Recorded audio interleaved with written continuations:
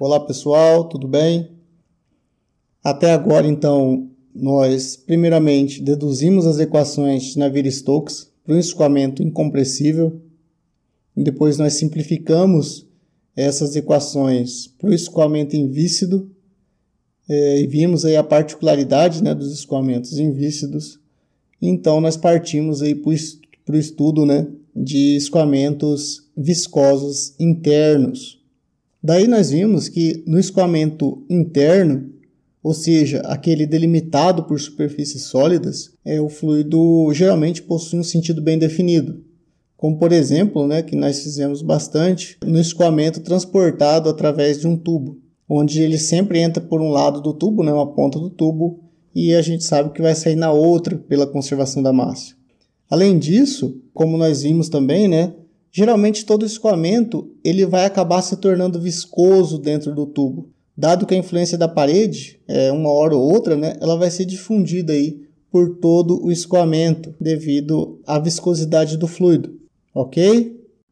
Numericamente, isso também significa que a simulação numérica de um escoamento interno, ela vai ser de certa forma também mais simples que um escoamento geral, porque você sabe geralmente que haverá uma entrada, a condição de contorno de entrada, e uma condição de contorno de saída bem definidas. E o restante da condição de contorno vai ser o quê? A parede do tubo. Então, é relativamente simples impor as condições de contorno nesses escoamentos aí ditos internos. Os escoamentos internos, eles compõem apenas uma parte dos escoamentos viscosos e incompressíveis. Por exemplo, nós estamos mostrando aí na tela 4 fotografias, sendo uma de um esportista, a outra de chaminés aí industriais, a terceira de um avião a jato e a última de um moinho.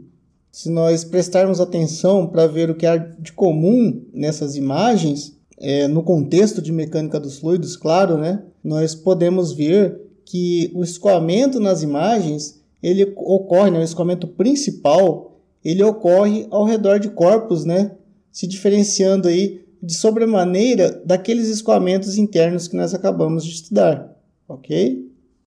Então, nessa segunda parte de escoamentos incompressíveis e viscosos, nós vamos ver aí as principais particularidades, a importância e as formas de análise dos escoamentos que ocorrem ao redor de um objeto ou de um conjunto de objetos, que nós vamos chamar aqui simplesmente de escoamentos externos, ok?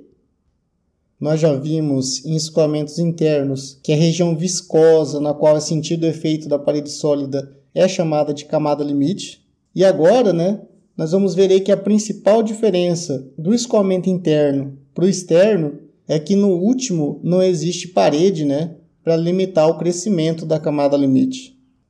Esse conceito de camada limite, ele foi introduzido por Prandtl, em 1904. Notem que antes disso, já haviam sido aí deduzidas as equações de Euler, lá por volta de 1755, para o fluido invícido, como nós já vimos, e também as equações de Navier-Stokes, que foram desenvolvidas aí entre 1827 e 1845. O problema é que os resultados que eles conseguiam com as equações de Euler, eles não iam nunca corresponder à realidade, já que um fluido real é viscoso.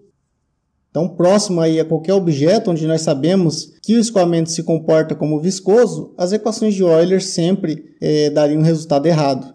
E por outro lado, se você fosse aplicar as equações de Navier-Stokes, era quase impossível naquela época.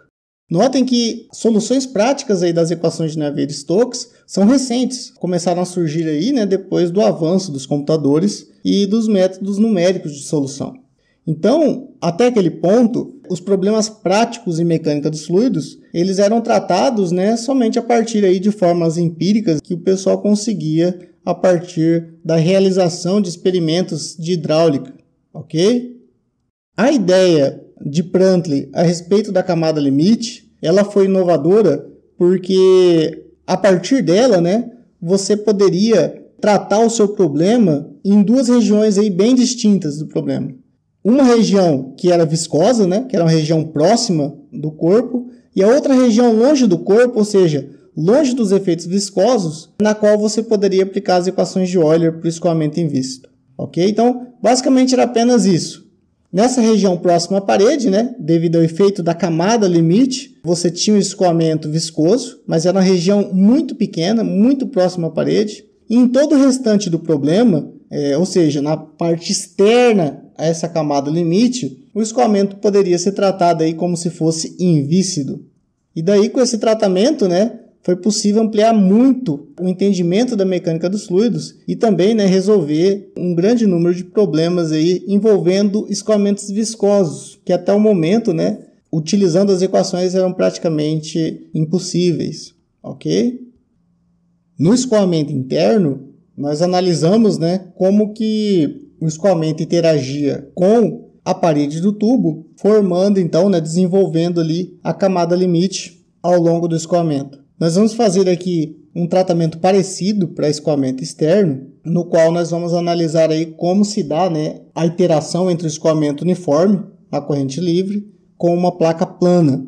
Notem que nós vamos aqui utilizar uma placa plana com a borda bem aguda, né, de modo a evitar outros efeitos na nossa análise, né, que não aqueles devido ao atrito entre o fluido e o lado superior da placa. Então, a partir do escoamento na corrente livre, à medida que ele toca a placa, né, as partículas de fluido que entram em contato com a placa, nós sabemos que elas vão adquirir a velocidade da placa, que nesse caso é zero, né, devido à condição de não deslizamento. Sobre essa camada de fluido que aderiu à placa, nós vamos ter outras partículas, né, que vão escoar sobre essas partículas. E como o fluido é viscoso, essas partículas que vão escoar sobre as partículas aderidas à placa, elas vão ser desaceleradas. Essa desaceleração ela vai ocorrer aí sobre cada camada do escoamento, que é paralela aí à placa, né? De modo que quanto mais longe da placa, menor vai ser o efeito da placa, já que a velocidade do escoamento, né, ela aumenta aí com a distância até a placa, tendendo àquela do escoamento livre e uniforme, ou seja, o mesmo campo de velocidade da corrente livre. E à medida que o escoamento se desenvolve sobre a placa, você tem também o aumento aí da camada limite. Então a região se expande, né, na direção X, toda a região viscosa definida pela camada limite.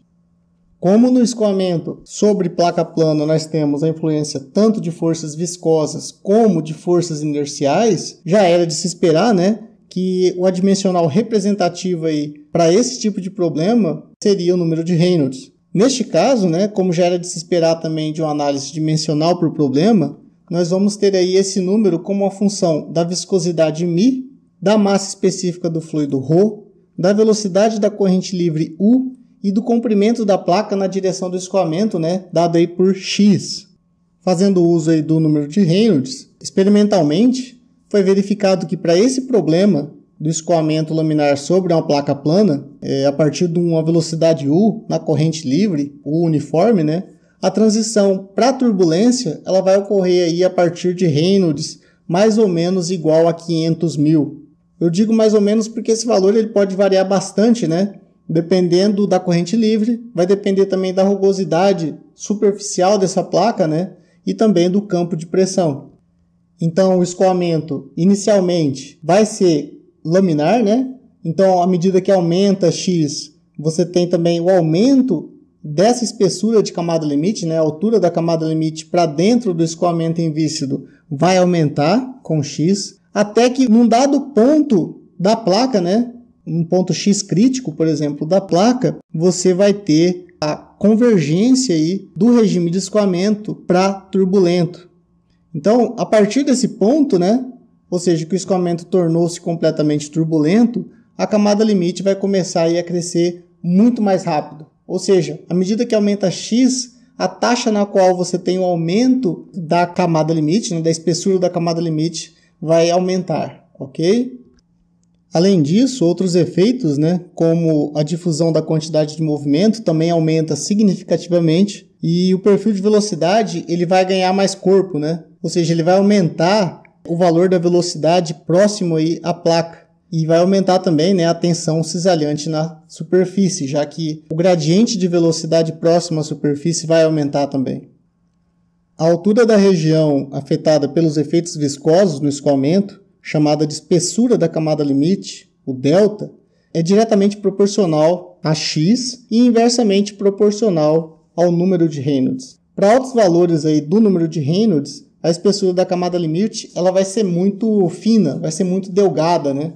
Por isso, né, nós temos aí o sucesso desse conceito de camada limite introduzido por Prandtl, porque a região na qual os efeitos viscosos são importantes, ela fica muito limitada aí nas proximidades dos corpos sólidos imersos no escoamento. O procedimento para medir essa espessura da camada limite ele não é simples, já que o perfil de velocidade normal à placa, né, para um dado ponto x sobre a placa, ele começa em 0 na superfície da placa e aumenta assintoticamente até a velocidade na corrente livre. Então, para contornar esse problema, a espessura da camada limite, ou também chamada algumas vezes de espessura de perturbação, né, ela é definida como a altura y, na qual a velocidade u, ou seja, dentro da camada limite ainda, na direção x, ela atinge o valor aí de 99% da velocidade U maiúsculo na corrente livre. Além dessa definição de camada limite, nós temos ainda outras duas definições importantes aí relacionadas à camada limite sobre uma placa plana, que são aí nomeadas de espessura de deslocamento e de espessura de quantidade de movimento. A definição de espessura de deslocamento, ou delta estrela, ela vem da seguinte ideia. Se a placa plana imersa no escoamento possui uma largura B, então nós podemos calcular o fluxo de massa ocorrendo, né, acima da placa em um determinado ponto X da placa, como sendo simplesmente a integral, né, de ρUB dy. Na mesma área que nós acabamos de analisar, se não tivesse a placa ali, se a placa não tivesse presente, o fluxo de massa seria a integral de ρU maiúsculo, né, porque não teria placa, então a corrente seria igual à corrente livre, B dy. Então, logo, a diferença do fluxo de massa com e sem a placa inserida no escoamento, para um determinado ponto X sobre, né, o que seria aí a placa, vai ser simplesmente a integral, né, de ρU maiúsculo menos o minúsculo B dy. Se nessa mesma região de análise nós imaginarmos que não existe a placa, ou seja, só existe corrente livre, para a gente provocar esse déficit na vazão da corrente livre, nós teremos que bloquear aí, né, essa região de largura B de uma determinada altura, que nós vamos chamar aqui de delta estrela, ok? Então, o fluxo bloqueado, ou déficit, ele seria dado por ρUB delta estrela. Se nós igualarmos essas duas pressões para o déficit, né, de vazão na corrente livre, nós vamos ver aí que ρUB delta estrela, que seria o déficit sem a presença da placa, é igual a integral, né, de y até delta de ρU menos U B dy. Então, simplificando essa equação, ou seja, dividindo pelos termos aí que são constantes, que é o U maiúsculo e o ρ e o B, nós vamos ter aí que a altura de deslocamento, né, a espessura de deslocamento delta estrela, ela é igual à integral de y até delta de 1 menos U sobre o maiúsculo dy. Então, essa definição da espessura de deslocamento, ela diz respeito somente à diminuição, né, no fluxo de massa devido à presença da placa e, portanto, né, a formação da camada limite que retarda o escoamento uniforme da corrente livre.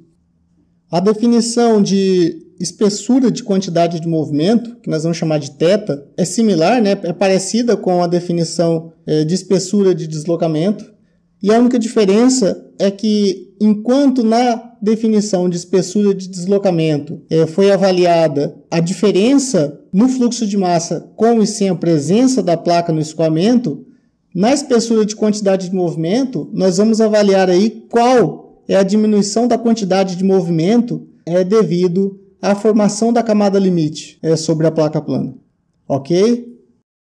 Nós sabemos aí que o fluxo de massa que passa, né, sobre a placa plana, ele transporta uma quantidade de movimento U. Então, com a presença da placa plana, o déficit de quantidade de movimento no escoamento, a gente pode calcular ele, né, da mesma forma que nós fizemos para a espessura de deslocamento, como sendo a integral, né, de y até infinito, né, ou até delta, de ρ U, que multiplica U na corrente livre menos U dentro da camada limite vezes B, né, que é a largura da placa, dy. Para causar essa diminuição na quantidade de movimento na corrente livre, nós precisaríamos bloquear o escoamento na largura da placa B de uma altura θ. Ou seja, né, a quantidade de movimento bloqueada, né, para ser igual àquela causada, aquele bloqueio causado pela presença da placa plana, teria que ser igual a ρ ao quadrado B vezes θ. Então, igualando essas duas formas de avaliar o déficit de quantidade de movimento, nós vamos ter que ρ ao quadrado Bθ é igual a integral de y até delta de ρu, U maiúsculo menos U, B dy. Novamente, se nós dividirmos ambos os lados dessa equação por ρ, U e B e isolarmos o θ, nós vamos chegar aí, né, na definição de espessura de quantidade de movimento, que é igual a integral de y até delta, da velocidade adimensional, né, dentro da camada limite, que é Uzinho sobre o U da corrente livre, que multiplica 1 menos U minúsculo sobre U maiúsculo dy. Essas definições aí de espessura de deslocamento e de espessura de quantidade de movimento, elas são muito mais práticas do que aquela definição inicial que eu passei para vocês de espessura de perturbação, né, do que o delta. Porque nesse último caso, nós estamos tratando aí de quantidades integrais. Para avaliar qualquer uma dessas quantidades, você só precisa medir numa certa altura aí, né, a partir da placa, e depois simplesmente integrar os valores. Por outro lado, essas quantidades também vão ser muito importantes aí na forma integral, né, da análise teórica da camada limite, como nós vamos ver aí na relação integral de quantidade de movimento de Karman, ok? Então, por esse vídeo era isso, pessoal. Apenas aí o conceito de camada limite e as definições aí de espessura de camada limite que eu tinha a passar para vocês. E até a próxima.